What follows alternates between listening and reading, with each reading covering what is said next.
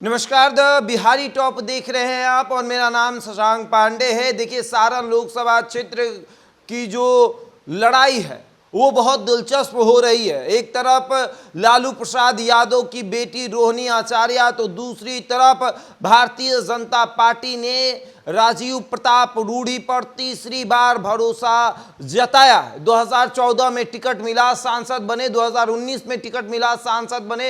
इस बार क्या होगा? लड़ाई बहुत दिलचस्प होने वाली है। आशीर्वाद रोहिणी आचार्य को भी बहुत मिल रहा है। रोहिणी आचार्य के ऊपर फूलों की बारिश हो रही है और उन्हें भी ऐसा एहसास हो रहा है कि इस बार परिवर्तन होगा। और अगर आप क्षेत्र में जाते हैं तो क्षेत्र की जनता मौजूदा सांसद से नाराज चल रही है, लेकिन फिर भी नरेंद्र मोदी के नाम पर वो कहती है कि हम उन्हें वोट दे देंगे। क्या करें, मजबूरी है हमारी। अगर वहां के मौजूदा सांसद काम करते तो फिर नरेंद्र मोदी की जरूरत नहीं होती, हम सांसद के नाम पर वोट देंगे। लेकिन सारण लोकसभा क्षेत्र में क्या होगा, परिवर्तन होगा क्या? क्योंकि यादव और मुसलमान की जो संख्या है वो निर्णायक भूमिका में, राजपूत भी हैं, भूमिहार भी हैं। राजपूत और भूमिहार जो हैं, अगर उसमें सेंधमारी हो गई तो फिर राजीव प्रताप रूढ़ी के लिए जीतना मुश्किल हो जाएगा। देखिए, चुनावी जो दंगल है, मैदान में मजबूत पहलवान उतारे गए हैं और ये मजबूत पहलवान सामने वाले पहलवान पर कितने भारी पड़ते हैं ये देखने वाली बात होगी।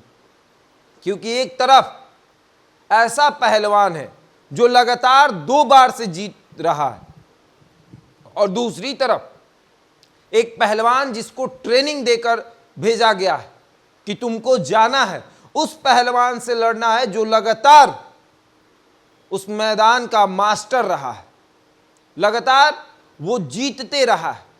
उस पहलवान से तुमको लड़ना है। राजीव प्रताप रूढ़ी की लड़ाई रोहिणी आचार्य के पिता से भी हुई है। राजीव प्रताप रूढ़ी की लड़ाई रोहिणी आचार्य के माता से भी हुई। राजीव प्रताप रूढ़ी की लड़ाई रोहिणी आचार्य के भाई तेज प्रताप यादव के ससुर से भी हुई है। एक बार रूढ़ी चुनाव हारे हैं, 2 बार उनकी जीत हुई है। 2 बार मतलब कि 2009 में वो लालू प्रसाद यादव से चुनाव हारे थे, लेकिन राबड़ी देवी से वो चुनाव जीते, वो चंद्रिका राय से भी चुनाव जीते और इस बार बेटी से लड़ने की बारी है। कई बार ऐसा होता है कि जो इंसान पिता से जीत जाता है वो इंसान बेटी से चुनाव हार जाता है। और अब इस बार देखने वाली बात होगी कि सारण लोकसभा क्षेत्र की जनता राजीव प्रताप रूढ़ी पर कितना विश्वास करती है। नाराजगी है रूढ़ी को लेकर, और ऐसे भी अगर क्षेत्र में लगातार 2 बार कोई सांसद रह जाए तो नाराजगी काफी हद तक बढ़ जाती है। और इस बार देखने वाली बात होगी कि नाराजगी कितने हद तक है और ये नाराजगी राजीव प्रताप रूढ़ी को कितना नुकसान पहुंचाएगी।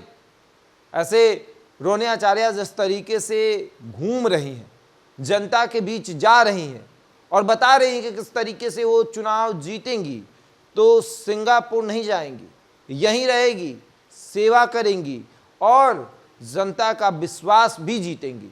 ये भी देखने वाली बात होगी कि चुनाव जीतने के बाद रोहिणी आचार्य यहीं रहती हैं या फिर सिंगापुर से वो दिल्ली आएंगे और दिल्ली से सिंगापुर जाएंगे। ये भी देखने वाली बात होगी, क्योंकि उनका परिवार सिंगापुर में रहता है, उनके पति, उनके बेटे बेटियां सिंगापुर में रहती हैं।